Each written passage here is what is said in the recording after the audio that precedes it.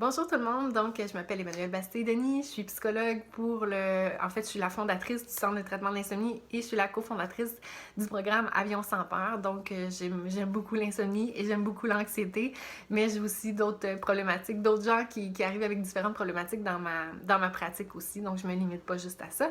Je vous reviens aujourd'hui avec une capsule vidéo parce que j'ai senti que c'était quelque chose qui vous avait plu là, au niveau des inquiétudes. J'ai fait une capsule il y a quelques temps sur les inquiétudes en lien avec toute l'histoire du confinement et tout ce que ça apporte. Donc, je pense que vous avez apprécié. Donc, me revoici avec une vidéo. Là, aujourd'hui, je voulais vous parler d'activation. Donc, l'activation, je vais faire des liens avec le sommeil. Vous allez voir, vous allez pouvoir faire des liens avec d'autres aspects aussi, l'ennui, la tristesse en lien avec tout ça, l'anxiété, la colère aussi. On va toucher à pas mal de choses, mais je vais toujours me rapprocher un petit peu de mon domaine d'expertise, le sommeil. On va commencer d'ailleurs avec ce sommeil-là. En fait, quand on pense activation et sommeil, bien, on se dit souvent que l'activation est un ennemi du sommeil, donc c'est pas compatible avec l'état de sommeil. Si je suis activée au niveau de mes émotions, au niveau de mes pensées ou au niveau de mon corps, si je suis activée par de la douleur par exemple ou des choses comme ça va être incompatible avec l'état de s'endormir et de glisser vers le sommeil. Donc, au moment de s'endormir, au moment de se réveiller la nuit, quand on veut retrouver le sommeil, l'activation, quand elle est trop présente, on va dire que c'est un ennemi du sommeil, c'est incompatible, donc c'est pas nécessairement souhaitable. Pour la capsule d'aujourd'hui, moi, je vous propose qu'on se concentre sur la journée. Donc, dans nos journées, le niveau d'activation qu'on va avoir. Et vous allez voir que, en fait, vous allez, peut-être, je ne sais pas si vous allez me croire sur parole, mais notre nuit, on commence à la préparer au moment où on se réveille le matin. Donc, dès ce matin, vous avez ouvert les yeux, vous avez commencé à préparer votre nuit de ce soir, à travers la sécrétion d'hormones, mais aussi à travers tout ce que vous allez faire pendant votre journée les activités que vous allez faire vont constituer des signaux pour dire à votre horloge biologique quand est-ce que c'est le moment de provoquer le sommeil le soir venu. Donc, votre organisation dans la journée va avoir un impact très important sur le sommeil. Et là, ce que je constate dans ma clientèle, à cause de la situation qui est tellement particulière du confinement, c'est que je suis face à deux extrêmes. J'ai des gens qui vont être suractivés parce qu'ils ont plein de choses à penser, que c'est vraiment, ça roule beaucoup dans leur tête, les choses à faire, la to-do list, et j'ai des gens qui vont être sous-activés. Donc, vous allez voir que les deux aspects ont leur côté négatif et ce qu'on veut faire, c'est le plus possible arriver dans le milieu, avoir un bon dosage de l'activation pour avoir des meilleures chances de tomber endormi, mais aussi pour avoir des meilleures chances d'être de bonne humeur dans nos journées et de bien traverser cette épreuve-là qu'on est en train de vivre collectivement. Je vais commencer avec la première catégorie. On va commencer avec la team, l'équipe des suractivés. Donc, ces gens-là, qui sont-ils? Et là, c'est vraiment un clin d'œil des observations cliniques que je fais, moi, à travers ma pratique. C'est pas soutenu scientifiquement. Mais ce que j'observe là, dans la team des suractivés, c'est les parents. Je pense qu'ils vont être là-dedans, définitivement. Les parents qui ont plusieurs rôles, plusieurs chapeaux à porter ces temps-ci. Ils sont éducateurs, ils sont cuisiniers, ils sont géo. Ils doivent occuper les enfants, leur trouver des activités pour pas qu'ils s'ennuient. Donc, les parents, et ils doivent travailler à travers tout ça, certains parents. Donc, c'est très difficile. Ça demande beaucoup de ressources cognitives et d'imagination. Et je pense que ces gens-là, on les place la plupart, peut-être pas tous, mais dans la team des suractivés. On a aussi, des gens qui vont avoir des rôles multiples. On a aussi les grands décideurs. Les gens, puis là, je parle pas juste des gens du gouvernement qui, eux, doivent avoir une charge assez importante sur les épaules, beaucoup de choses en tête. Le hamster, il doit tourner beaucoup dans la roue. Mais on a des gestionnaires de petites, moyennes entreprises qui doivent se trouver des façons de faire à travers cette crise-là. On a aussi des gens qui vont avoir des stratégies de contrôle de combat ou justement de contrôle de reprendre les rênes. Vous savez, comme humain, on a une tendance, on a des stratégies qu'on va préférer utiliser face à l'adversité. On appelle ça des stratégies d'adaptation, des stratégies de coping. Il y a des gens qui, de façon générale, de base, le modèle de base est comme ça, ils vont avoir plus tendance à vouloir, face à quelque chose de difficile, ils vont vouloir prendre les rênes, contrôler et combattre la situation. Il y en a d'autres que ça va être un peu plus du côté de la fuite, de l'affaissement. Des fois, il y en a qui vont figer. Puis tout ça, c'est humain, là. C'est bien correct. Là. On n'est pas en train de dire que c'est négatif ou c'est anormal, c'est normal. Par contre, je pense que dans l'équipe des suractivés, on a beaucoup de gens qui sont habitués de prendre le contrôle. Donc, eux, ils vont faire beaucoup de choses pour réguler la situation. Des fois, on a des gens qui vont faire de la fuite vers l'avant. Ils vont oublier de ressentir ce que ça leur fait vivre tout ça, puis ils vont être beaucoup dans l'action pour étouffer un peu les émotions derrière ça. Donc, ces gens-là, dans l'équipe des suractivés,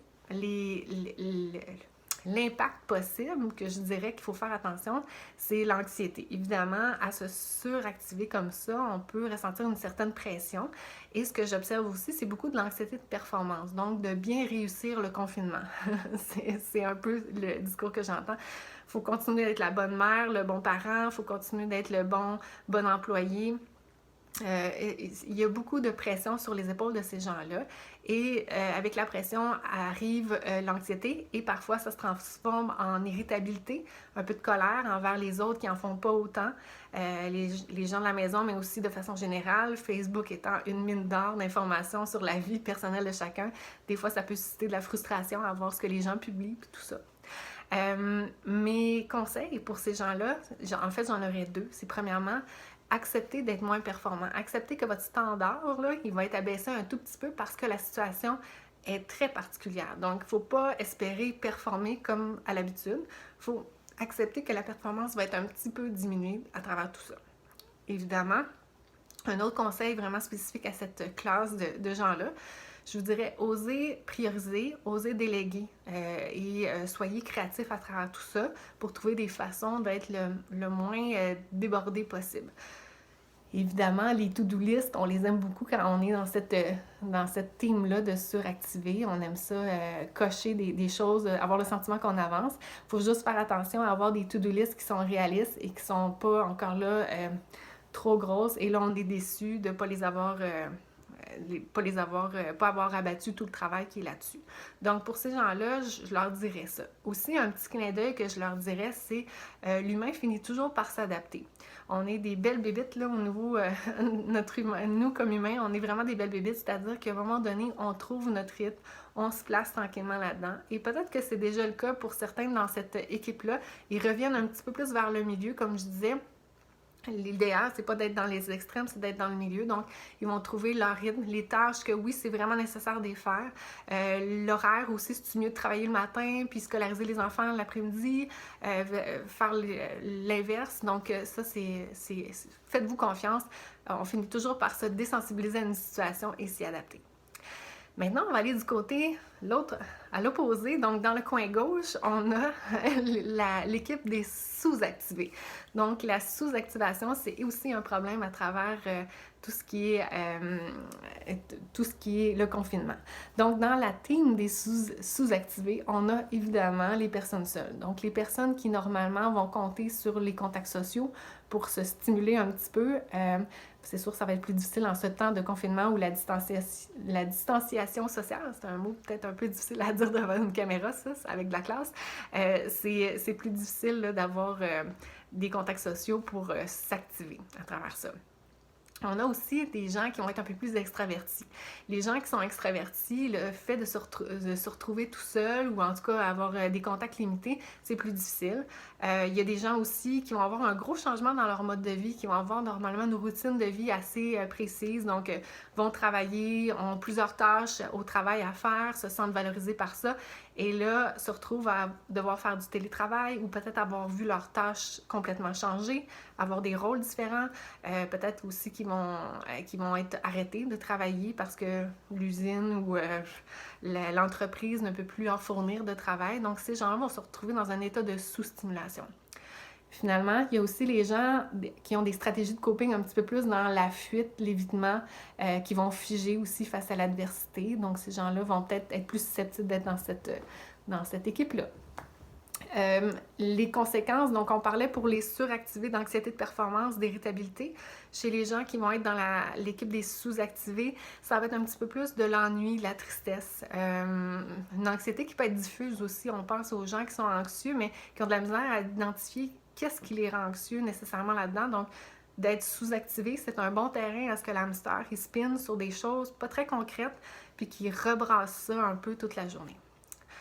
Pour ces gens-là, mon conseil, je vais en avoir deux, plus spécifiques à ces gens-là, c'est de se réactiver. Donc, de se planifier des choses à son agenda, d'essayer de les faire même. Puis là, on veut pas des grosses tâches là, qui vont mériter un prix Nobel. Là. Faites juste mettre des choses à votre agenda pour avoir un objectif dans vos journées. Trouvez-vous des objectifs dans les journées, ça fait du bien. Essayez de vous lever, d'avoir une certaine structure, de vous lever à la même heure, de manger aux mêmes heures aussi. Soyez créatifs aussi. Essayez de vous demander là, avant qu'est-ce qui vous rendait heureux dans votre vie, puis essayez de le recréer, mais peut-être en version confinement, donc version 2.0, comment vous pouvez recréer ça, puis soyez créatifs à travers tout ça. Ces gens-là, le message que j'aurais à leur donner, c'est que la motivation suit l'action. En fait, faut pas, quand on est sous-activé puis qu'on est un peu triste, un peu ennuyé de la situation, faut pas attendre que la motivation arrive pour passer à l'action. En fait, faut se demander qu'est-ce que j'aimais avant, qu'est-ce qui me faisait du bien, et là, je vais le réintégrer dans ma vie, puis je vais accepter au début que j'aurai pas le même niveau de plaisir que normalement. C'est normal, là, je suis un peu triste ces temps-ci, mais je vais le réintégrer, puis possiblement qu'au fur et à mesure que je vais faire l'activité, peut-être pas la première fois, la deuxième fois, peut-être la troisième fois, je vais ressentir du plaisir, puis là, je vais me reconnecter, je vais me réactiver au niveau de mes émotions positives aussi. Donc, ce serait pour ces gens-là le conseil général, la motivation suit l'action. Et finalement, je vais conclure avec des conseils un peu plus généraux pour les deux teams et peut-être les gens qui se situent un peu au travers de tout ça au milieu. En fait, le premier conseil que je vais vous donner, c'est d'écrire. Ça fait du bien d'écrire. On y pense pas, puis c'est quelqu'un récemment qui m'a fait penser. L'écriture, là, ça fait vraiment du bien. Tenir un journal de bord, mais aussi structurer son horaire. En fait, l'écriture peut avoir deux fonctions. Pour la team des suractivés, les gens qui en ont beaucoup et que ça bouillonne, ça peut être une façon de jeter sur papier les choses, puis après ça, débarrer, de se dire « Hey, ça c'est fait, je suis contente » ou il y a des choses qui se passent, puis là, je reprends le contrôle de ma routine ou des tâches que j'ai à faire. Puis aussi d'éviter la surcharge du cerveau aussi, de jeter ça sur papier, ça fait du bien.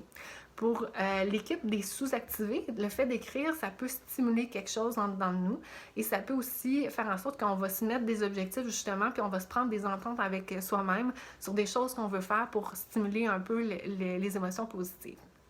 Deuxième conseil qui va s'appliquer, mais pour différentes raisons, qui va s'appliquer aux deux, c'est faire de l'exercice physique.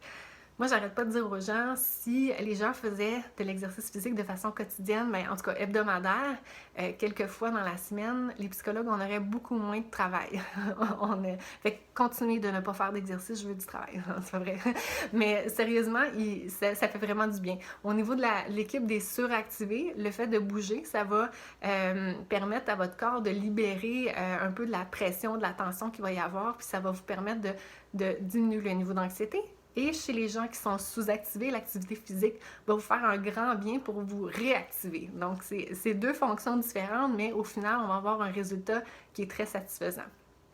Finalement, en fait, j'ai deux derniers points qui sont plus globaux. La structure, j'en ai parlé, autant pour les suractivés, on ne veut pas aller dans la structure extrême, mais d'avoir un certain cadre, ne serait-ce que pour prioriser, puis tasser des choses qui ne sont pas nécessaires, puis se garder quelque chose de réaliste dans son plan de match. La structure peut être importante.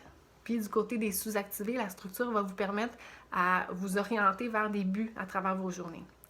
Et la dernière chose, une chose super importante puis qui est difficile actuellement, c'est d'avoir des renforcements. L'humain, il fonctionne beaucoup par petites tapes dans le dos, des renforcements, les carottes au bout du bâton. On a besoin d'avoir quelque chose de positif au bout de nos journées et nos semaines pour avancer. On a besoin de se récompenser et la situation actuelle est particulièrement difficile pour ça parce qu'on n'a pas d'horizon nécessairement quand est-ce que ça va arrêter. Donc, c'est difficile de se dire hey, je vais me planifier un barbecue, telle date, parce que là, on va pouvoir recommencer à voir nos amis. C'est flou, hein? Fait que c'est difficile. Fait que je vous conseille beaucoup, par journée, de vous mettre une activité plaisir à travers vos journées. Ça peut être n'importe quoi, là. Vous pourriez regarder des vidéos de chats sur YouTube, si c'est ça qui vous fait du bien, pas de jugement, vous le faites, puis vous mettez ça à la fin de votre avant-midi, à la fin de votre après-midi. Si c'est de sortir dehors, prendre une marche, ça va être ça. Si c'est de faire un petit peu de magasinage en ligne, de vous permettre un petit vêtement, un petit bijou, ça va vous faire du bien.